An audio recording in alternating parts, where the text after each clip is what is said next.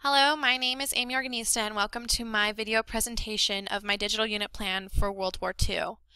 To start, this is my home page where I include several things. The first of which is a lesson summary of what my students will learn in this activity or in this digital unit plan, as well as the grade level and expectations that I have for the students. Here I have all of the California standards, state standards, for this particular unit. I want my kids to be able to cover all of these and to have a deeper understanding of each point made. Here are my big ideas. I want the students to focus on race in the U.S., and with that I have provided a teacher lecture. I then want them to be able to identify the events at Pearl Harbor and how it affected U.S. policy in the war in Europe. And I also want the students to be able to understand the decision to drop the atomic bomb on Japan, as well as the other aspects of the Manhattan Project.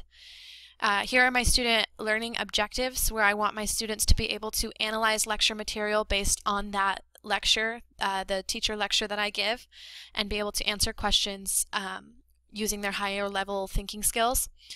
I also want them to be able to use web-based research to draw conclusions about the United States' role in World War II, which applies to Pearl Harbor and the effects in the war in Europe.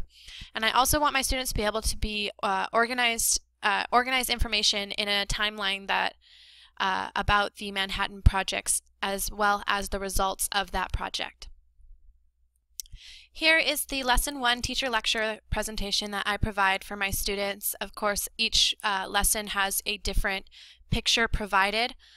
This one obviously having to do with race, as this is the topic of this lesson.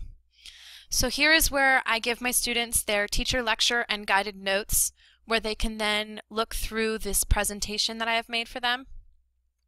This presentation covers race in World War II and the different effects that it had both at home and overseas in the military. So here is the lecture that I provided for them. Here the students can explore their different warm-up questions, as well as the material on race overseas with the Tuskegee Airmen and the Regimental Combat Team, the 442, which was the mostly Japanese American soldiers. And I provide pictures and links and different videos throughout this presentation for them. Down here they have two separate areas for retrieving their guided notes. Here they can download the file, and down here is a embedded view of that document. So here they can overview the different questions that they need, or they can print it out and zoom in as they need it, so that they can go through the teacher lecture with this handy guide by their side, so they can better understand what I want them to get from their lecture. I include several different types of questions in here: pros and cons, free response answers. There's a coloring on the map, and fill in the blanks, so that the students aren't just repeating back the lecture verbatim. So here is the web quest for Lesson 2 that I provide for the students. Here the students will have a link, and also, again, several different ways of retrieving the exercise. Here I provide the students the description of the assignment, as well as the link to download that same file. They are also provided an embedded version of the document here on the right to complete. This is where I want my students to be able to focus on the events of Pearl Harbor and U.S. in the war, and how it affected the war in Europe. Here is my Lesson 3 graphic organizer section, where I want my students to be able to focus on the events and the procedures of the Manhattan Project. Here precisely is a picture of the brains behind the operation, and down here is where I give my students the instructions for completing this assignment. So first I want them to be able to view this documentary that I found on the Manhattan Project. and be able to pull out specific times from this video. It's a longer video, which is why I give them ample time, and as well as a study buddy to go through this with to be able to create it. So down here are my directions for the project. I want my students to be able to use this online timeline creation called TimeToast, and they'll then create a timeline based on the events of the Manhattan Project, where they will include 15 dates on it, and the dates should include a description of what happened on that day, as well as a personal statement from the student of why they believe that date is important. And I want each date that they include to have at least one picture relating to what happened on that date. Obviously I want the timeline to be organized by the time that it occurred in order. And even though I do allow the students to be paired up to find the dates, I do want them to turn in their own individual assignments. TimeToast is a little difficult, so I've also provided some instructions for how to create an account and how to operate the system. So here's the example of the timeline that I made based on the events of the Manhattan Project, and my own personal statements for why I believe that these particular things were important. I also provide them with a rubric as well as instructions, and as always I provide them with multiple avenues of retrieval, so embedded as well as linked through the rubric sign. Here is my absolute favorite page that I created, which is the unit resources page, where the students have different videos and helpful interactive links to help get them into the lesson, as well as to help them understand more in depth what I'm teaching in the classroom, as well as what they're reading from the books. So here I provide a fun little video about Hitler, and it's really just a comic video about how he was appeased during the war. And I also provide a more academic video here, which is a pretty good and relatively short for the subject that it is, summary on World War II that is actually narrated by author John Green.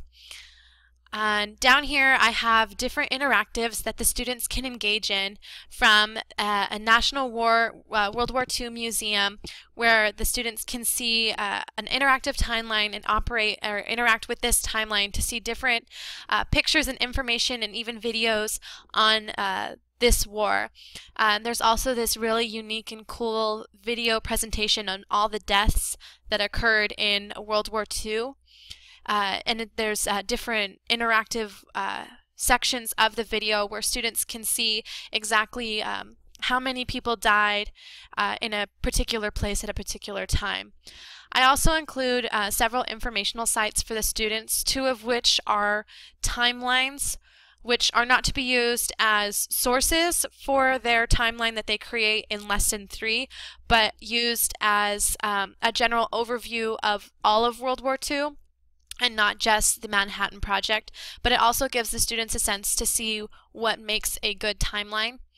Down here I have some military records, as well as a link to the World War II National Memorial, in case the students ever get curious about seeing more of in-place museums of World War II in their lifetime, as well as just a really cool little place of a gallery of photos of World War II. Here I provide my students with their assessment page. Here is where I provide an embedded document of a condensed version of all the different assessments that I have planned for my students, so they can kind of get a sense of what they need to know and when they need to know it by. Here I have them divided by an entry-level assessment, a formative assessment, as well as a summative assessment. So here in the entry level, I want my students to be able to do a quick write in the beginning of the unit, where they'll write down in a few minutes all they remember from World War I, in order to get a better sense of what happened previously to World War II. When we go into the lectures, they can understand where you're coming from. Down here in the formative assessment, I have a ranking survey where I have a link provided to the survey where students will, before the lecture even begins, start ranking these different events in World War II based on what they feel is important. Obviously, I understand they will not know a good majority of them at the time. However, I will also have them do the same survey at the end so they can see how that has changed in their mind over the course of this unit. Here I also have a graphic organizer, which is basically just a pros and cons sheet where I want the students to be able to detail out the pros and cons of the creation of the atomic bomb as well as the usage of those atomic bombs for Japan. And I also want them to come to a decision using this information on whether or not they would have dropped the bombs. Down here I have a helpful resource for them, which is obviously an assignment, but it's used as a study guide for their quiz, where they'll create flashcards on the different areas of race that we covered in the lesson 1 of our teacher lecture. And I also have a quiz planned for them where they will have to ID questions. They will have several ID questions based on race and a short paragraph on the importance of race in World War II. Down in my summative assessments, I have my students doing a propaganda poster. Here in the propaganda poster assignment, I want students to create some kind of image that appeals to a specific gender or group of people that requires a call to action, for example, buy war bonds or join the cause. And I want the picture to have some kind of slogan on it as well. On the back of that poster, the students will have a one-page typed response explaining why they chose the particular picture that they chose and why they chose that slogan and the importance that that has in the grand scheme of the war. I also want them to use specific evidence from the text where they'll eventually present these projects to the class and explain those posters and present them to the class.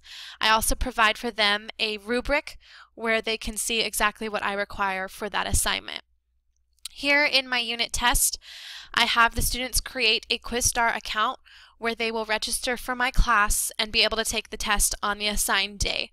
For the test, I have the students doing 7 identification questions where they will be given an event, a person, a place, or a group, and they will be asked to provide the important or the details of what that is, as well as the importance in relation to this unit. They will also be given 2 one-paragraph free response questions that will address the themes of the unit, and they will be written in complete sentences using evidence from the text. Here I provide my students with the digital unit plan template, which is just the condensed version of this entire website. They'll be able to view this in a more condensed form and be able to have all the links in one particular area, and they don't need internet access to see what they have coming up and what's expected of them from this unit. And of course, as always, I provide a link to my teacher website where they will be able to access all of this information as well as the expectations that I have for the classroom, and as well as a link back to our digital unit plan for this unit. That concludes my presentation on my digital unit plan for World War II. I hope you enjoyed listening to it and seeing it as much as I enjoyed making it. I hope you have a great day.